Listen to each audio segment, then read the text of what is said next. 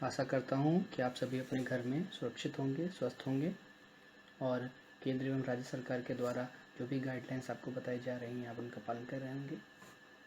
आज हम रानी विद्या मंदिर ग्रुप ऑफ स्कूल की तरफ से जो एक ऑनलाइन श्रृंखला चलाई जा रही है, उसी की ही कड़ी में आगे बढ़ते हुए आज हम कक्षा 10 के सामाजिक विज्ञान विषय में जो हमारा इतिहास का भाग है उसमें यूरोप में राष्ट्रवाद का उदय पाठ का अध्ययन करेंगे।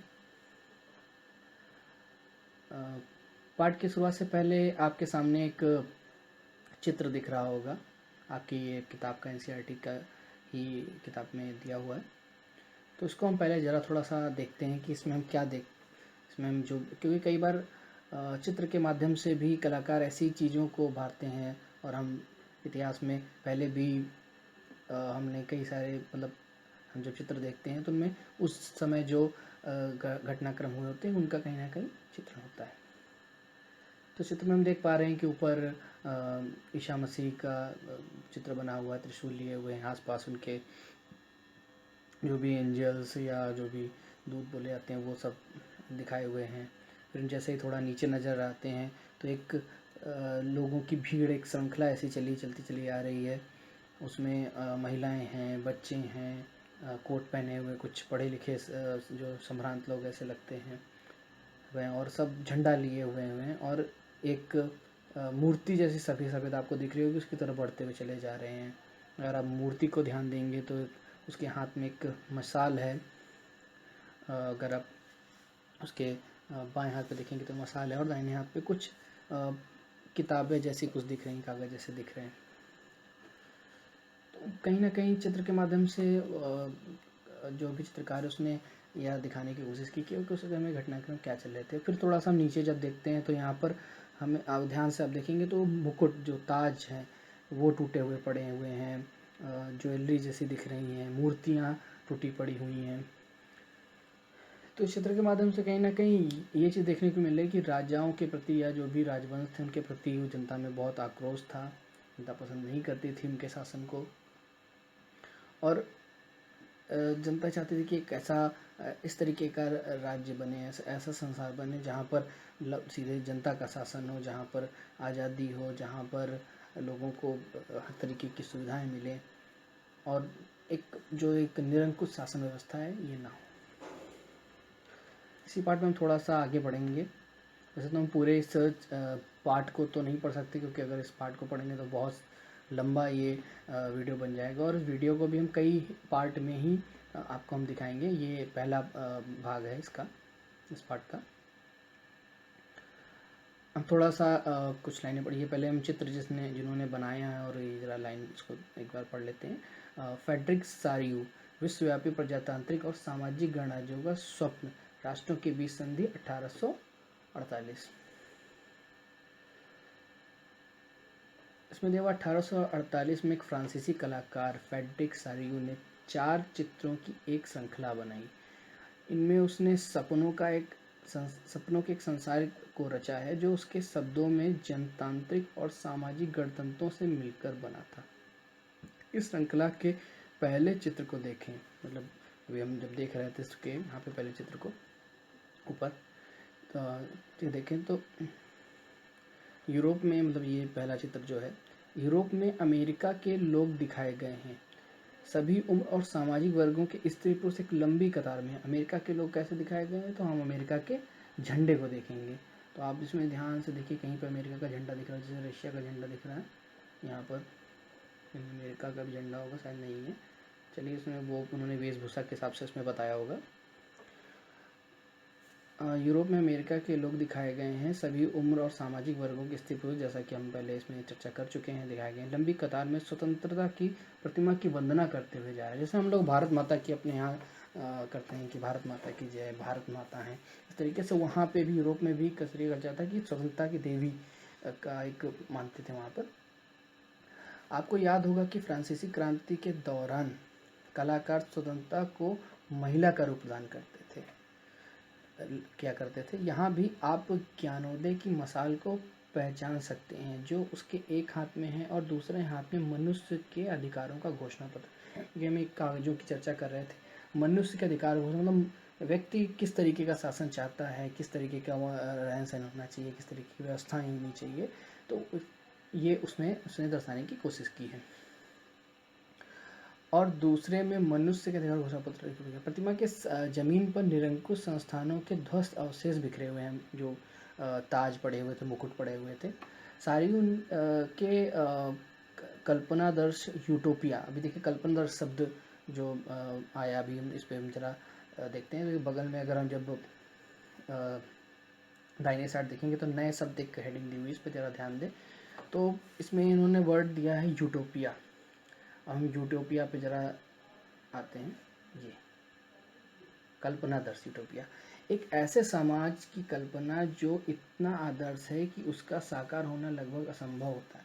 मतलब ये होता है ना कि कई बार हम थोड़ा भावनात्मक या जैसे बहुत ख्याली, नहीं तो ख्याली पुलाव पका रहे हो हैं, तो उसी तरीके का ही एक वर्ड है यूटोपिया, कि ऐसा सोचना कि बिल्कुल रोड जो हैं बिल्कुल बहुत बढ़िया रोडें होंगी और सीधे जो है घर पर सीधे आएगा हेलीकॉप्टर, वहाँ सबको लोगों को ले जाएगा, और सबके पास जो है कार होगी और बिल्कुल एसी वाली ट्रेनें चलने लगेंगी, और बिल्कुल जो है ऐसी पॉलिटिक्स नहीं होगी, कोई क्राइम नहीं होगा, ये नहीं होगा। तो ये भैया कि ऐसा इतना ज़्यादा ख्याल में ना रखो कि ये संभव ही नहीं हो, ऐसी चीज़ सोचो कि जो संभव हो। तो उसी के लिए एक वर्ड ये है यूटोपिया। तो उन्होंने जो सारियों हैं, उन्होंने कल्पना यूटोपिया में दुनिया के लोग अलग राष्ट्रों के समूह में बटे हुए हैं, जिनकी पहचान उनके कपड़ों, राष्ट्रीय पोशाक से होती है। जिस उन्होंने कपड़ा को उसमें दर्शाया होगा जो अमेरिकन लोग पहनते हैं। स्वतंत्रता की मूर्ति से कहीं आगे इस जुलूस का नेतृत्व कर रहे संयुक्त राज्य अमेरिका और स्विट्जरलैंड, जो तब तक राष्ट्र बन चुके थे।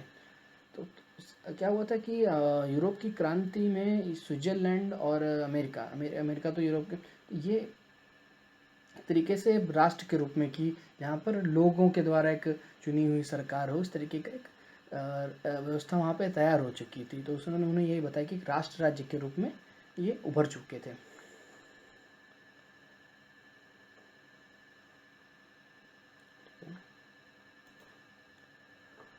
अब हम जरा एक हमारी पीपीटी है हम उसकी तरफ चलते हैं, क्योंकि इसको हम पूरे अगर चैप्टर को पढ़ेंगे तो ये हमने जो किताब के आपके मुख्य मुख्य बिंदु हैं, हमने इनको एक जगह यहाँ पे नोट कर लिया है, तो हम जरा इस पर ध्यान देंगे। अब हम अपने हेडिंग की तरफ जाते हैं, यूरोप में राष्ट्रवाद का उदय। तो इस अध्याय की मुख्य जो बातें हैं उन पर हम ध्यान देंगे कि हमें क्या क्या पढ़ना है। तो इसमें हम सबसे पहले पढ़ेंगे यूरोप में राष्ट्रवाद का उदय, तो हम चर्चा कर ही रहे हैं। मुख्य रूप से इसमें फ्रांसीसी क्रांति सबसे पहले दी गई, क्योंकि यूरोप में जो यूरोप की क्रांति का जो यूरोप में राष्ट्रवाद का उदय हुआ, यूरोप में जो क्रांतियाँ हुई उसकी शुरुआत जो है वो फ्रांस की क्रांति के बाद से ही हुई। जब फ्रांस में क्रांति हुई, राजा को सत्ता से बाहर कर दिया गया, उसको फांसी पे लटका दिया गया, मतलब मार दिया गया, जो भी फांसी लटकाया, गला काटा गया, जो भी किया गया हो। उसके बाद जो आसपास के जो देश थे उन्होंने देखा यार हमारे यहाँ भी राजा बहुत परेशान करता है, हमको भी अपने यहाँ जो है आवाज़ उठानी चाहिए। फ्रांस के लोगों ने अपने राजा को हटा के बाहर कर दिया। तो जो है ना कि भाई किसी बगल वाले घर में कुछ होता है तो हम लोग कहते हैं इनके यहाँ ऐसे और अपने यहाँ भी होना चाहिए ऐसा, है ना। फिर उसके बाद हम इसमें पढ़ेंगे नेपोलियन का शासन और उसके प्रभाव, जर्मनी में राष्ट्र की स्थापना। अब यहाँ पर क्या है ना, फ्रांस की क्रांति ने नेपोलियन को जन्मा मतलब कि फ्रांस की क्रांति में नेपोलियन का भी एक तरीके से एक वो क्रांतिकारी के रूप में आगे चल के निकला। बाद में सैनिक तानाशाह बना और बाद में वो सम्राट बन गया। फिर नेपोलियन ने जब वो फ्रांस एक शक्तिशाली राष्ट्र के रूप में, तो नेपोलियन सोचा कि चलो भाई अपने देश को थोड़ा बढ़ाया जाए, अपने यहाँ की शासन व्यवस्था दूसरी जगह पर आई, वहाँ पे भी जहाँ राजा हैं उनको जो है इनकी राज सत्ता ख़त्म की जाए, जर्मनी ये फ्रांस की सत्ता की जाए। क्योंकि उसको ऐसा उसने एक मेंटालिटी क्रिएट कर दी थी या फ्रांस के लोगों में थी कि हम फ्रांस के लोगों का कर्तव्य है कि पूरे यूरोप में क्रांति लाना। तो जर्मनी राष्ट्र की स्थापना की थी। भाई ये जो नेपोलियन था इसने हमला अपना करना शुरू किया दूसरे राज्यों पे। तो ये जर्मनी था, ये कई सारे भागों में बटा हुआ था, कई छोटे छोटे अलग अलग कई सारे इसे राज्य छोटे छोटे हुआ करते थे। उनमें जो है ये सब आपस में ही लड़ा करते थे कि इनको वो मार रहे हैं, कि इनको वो मार रहे हैं, इनको वो मार रहे हैं। तो ये क्या हुआ कि देखा कि यार ये सेना लेकर आ रहे हैं अपनी, तो ये जो जितने बटे हुए राज्य थे सोचने लगे अरे यार हम लड़ रहे हैं और ये अगर हम आपस में इसे लड़ते रहेंगे तो ये तो हमको जो है कब्जा कर लेगा, हम सब लोग जो है बंदी हो जाएंगे। तो फिर जो है इन लोगों ने सोचा कि चलो भाई अपने राष्ट्र को हम लोग एक किया जाए। तो ये फिर जर्मनी का एकीकरण होता है, जर्मनी का एकीकरण हो जाता है, ये पूरा एक राष्ट्र बन जाते हैं, ये पूरा एक राष्ट्र बन जाते हैं। तो एक जर्मनी, अच्छा जर्मनी का ये नाम पहले जर्मनी नहीं था, पहले नाम इसका नाम प्रोशिया था। प्रोशिया राज्य था जो सबसे बड़ा हिस्सा था इनमें से, इन देशों में सबसे जो बड़ा वाला हिस्सा था उसको प्रोशिया बोलते थे, और बाकी जर्मन कंट्रियाँ होती थी। तो ये फिर जब एक हो गए तो एक जर्मनी राज्य की स्थापना हुई। फिर इटली का एकीकरण होता है, इटली में भी ऐसे ही कई सारे भागों में इटली बटा हुआ था। हमारे देश के में भी हम अपने एकीकरण की बात करते हैं, जैसे जर्मनी का एकीकरण में जो है बिस्मार्क जो थे उनका बहुत बड़ा हाथ रहा, ठीक है, बिस्मार्क थे तो इनका एक बहुत बड़ा हाथ था। इसी तरीके से अपने यहाँ इंडिया में सरदार पटेल, ठीक है, सरदार पटेल जो थे उनका बहुत बड़ा योगदान रहा भारत के एकीकरण में। उसके बाद ब्रिटेन की अलग कहानी, ब्रिटेन मतलब इंग्लैंड, अंग्रेज आए थे यहाँ से, वहाँ से उसको ब्रिटेन बोलते हैं। तो ब्रिटेन में तो क्या था, ब्रिटेन में भी क्रांति हुई, ब्रिटेन में इसको ग्लोरियस रेवोल्यूशन बोलते हैं, रंगीन क्रांति बोलते हैं, जहाँ पर कोई वैसा कोई युद्ध टाइप का नहीं हुआ। राजा से जो अधिकार थे शासन चलाने के वो पार्लियामेंट के पास आके पार्लियामेंट से चुनी हुई जो सरकार थी वो बनेंगे। बाल्कन का क्षेत्र, उसके बाद साम्राज्यवाद और राष्ट्रवाद, आगे हम उसमें पढ़ेंगे साम्राज्यवाद और राष्ट्रवाद। चलिए फिर इसी में आगे बढ़ते हैं।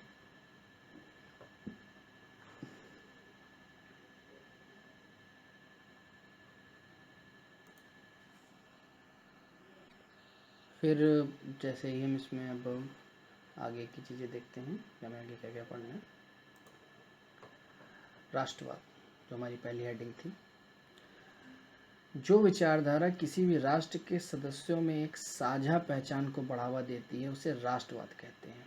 राष्ट्रवाद की भावनाओं की जड़ें जमाने के लिए कई प्रतीकों का सहारा लिया जाता है, जैसे कि राष्ट्रीय ध्वज, राष्ट्रीय प्रतीक, राष्ट्रीय गान। जैसे हमारा राष्ट्रीय ध्वज है तिरंगा, हमारा राष्ट्रीय गान है जन गण मन, हमारा राष्ट्रीय प्रतीक है अशोक का स्तंभ। तो वहाँ पे भी जो है इस तरीके से राष्ट्रवाद को बना, जैसे जर्मनी का हम अगर फ्रांस का उदाहरण लें तो फ्रांस में क्या था कि कई सारे अलग अलग झंडे होते थे, मतलब कई सारे अलग अलग भाषाएं थोड़ी सी अलग अलग थी, और मुख्यतः तो फ्रांस बोले थे, लेकिन कहीं अलग अलग टाइप में बटा हुआ था। तो वहाँ पर जब फ्रांस में जो है राष्ट्रवाद हुआ तो वहाँ पर सबसे पहले उन्होंने क्या किया, एक झंडा अपनाया कि भाई हमारा एक झंडा होगा, हम इसे एक झंडे के नीचे जो है लड़ेंगे जिसने तुमको शासन से, ठीक है। तो इसमें इसीलिए ये इन चीज़ों का उल्लेख किया गया कि भाई इसमें जो है जो हमारा एक ध्वज होना चाहिए, ठीक है, राष्ट्रीय प्रतीक होना चाहिए, राष्ट्रीय गान होना चाहिए। इसमें राष्ट्रीय गान का भी चर्चा की जाएगी। अब हम आगे बढ़ते हैं।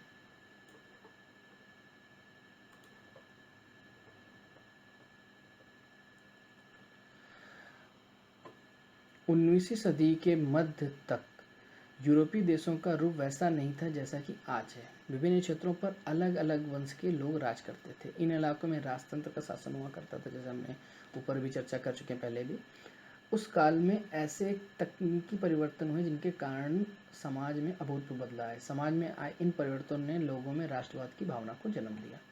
अब घटनाएं हुई, जैसे फ्रांस की क्रांति के बारे में चर्चा करेंगे तो ये उस समय की एक घटना थी, बहुत बड़ी घटना थी। इसके बाद से जो है यूरोप का एक नज़रिया ही चेंज हो गया, यूरोप में शासन का एक सिस्टम ही बिल्कुल बदल गया। नए राष्ट्रों के निर्माण की प्रक्रिया, नए राष्ट्र जैसे प्रोसिया था, बहुत छोटे छोटे, मतलब प्रोसिया अलग और छोटे छोटे अलग सारे कई सारे राज्य थे, सब मिलके फिर जर्मनी बने। इटली अलग अलग कई सारे, वो मिलके इटली बना। इस तरीके से नए राज्यों का मतलब कई सारे राज्य बड़े राज्यों से टूट के बने, कई सारे राज्य छोटे राज्यों से मिलके नए राज्य बने। इस तरीके से नए राज्यों का जन्म हुआ। नए राष्ट्रों के निर्माण की प्रक्रिया 1789 में शुरू होने वाली फ्रांस की क्रांति के साथ शुरू हुई, जैसा कि हमने बताया फ्रांस की क्रांति के बाद।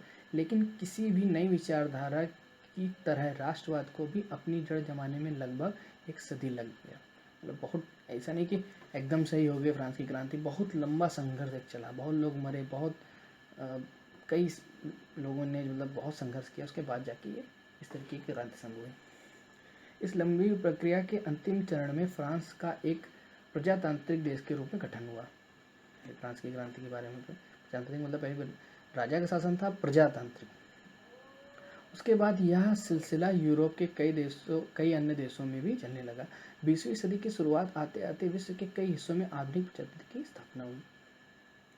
भारत में हम लोग अंग्रेजों से आज़ाद हुए, हम लोग अंग्रेजों के अधीन थे, उसके बाद हमारा एक प्रजातंत्र बना, हम लोग साम्राज्यवादी शक्तियों के अधीन थे।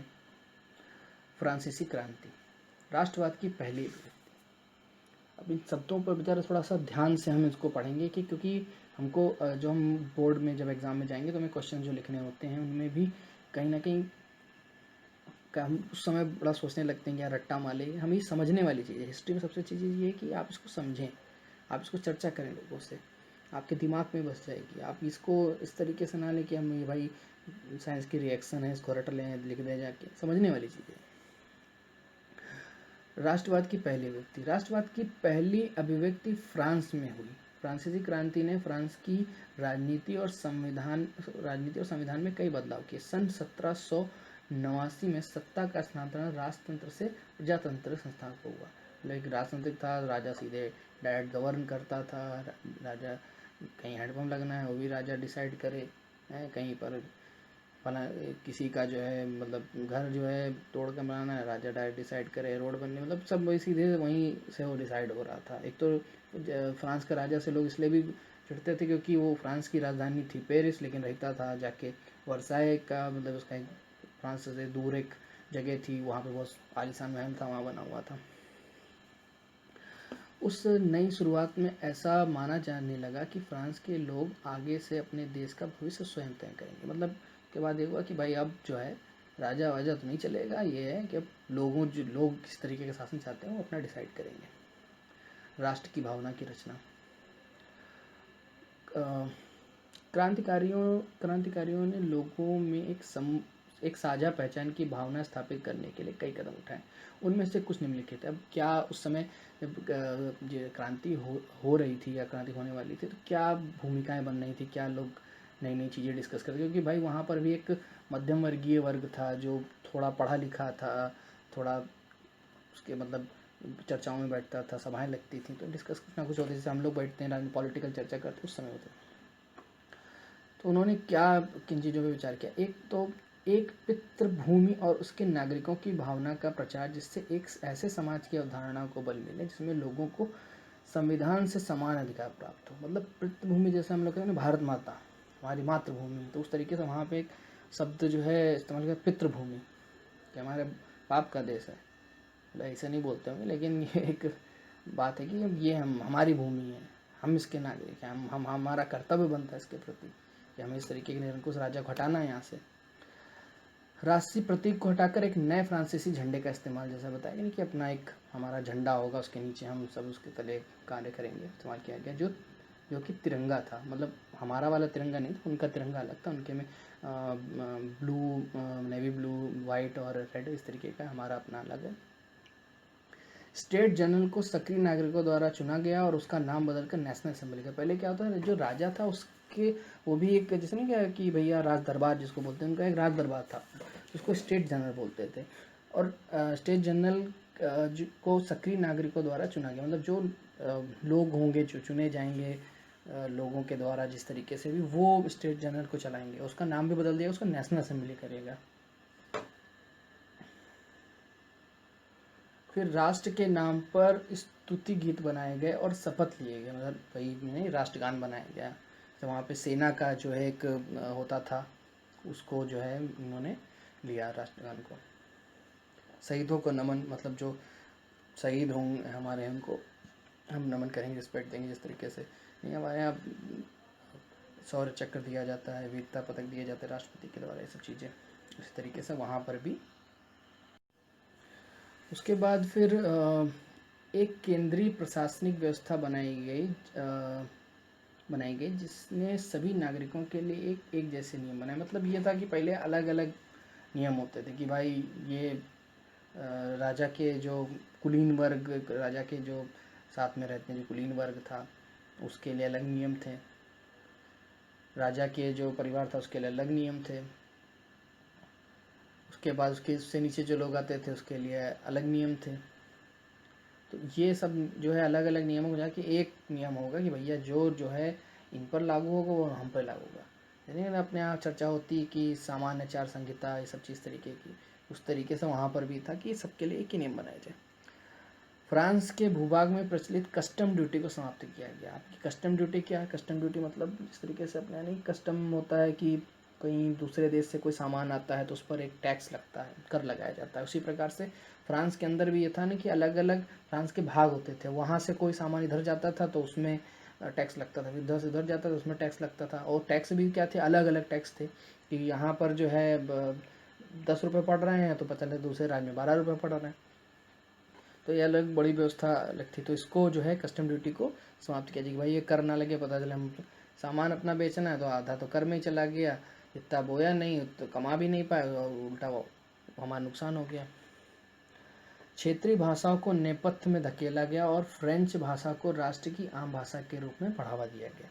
नेपथ्य मतलब कि पर्दे के पीछे, मतलब चीज़ों को उनको साइड में कर दिया, साइड लाइन कर दिया गया कि जो लोग अब छोटी मोटी भाषा बोली करते थे उनको अब वो सब नहीं चलेंगी, अब सीधे एक भाषा होगी, फ्रेंच लैंग्वेज होगी, वो पूरे देश में चलेगी, वही सबको बोलनी होगी, उसी से आपस में लोग बातचीत करेंगे। क्रांतिकारियों ने ये भी घोषणा की कि यूरोप के अन्य भागों से तानाशाही समाप्त करना और वहाँ राष्ट्र की स्थापना करना भी फ्रांस के लोगों का ही मिशन है।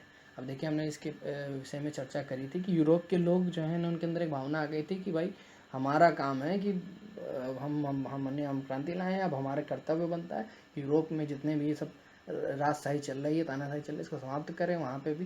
तो एक उनके अंदर ये भावना डेवलप हो गई थी। इसके हम अंत में पढ़ेंगे यूरोप के अन्य भागों पर प्रभाव।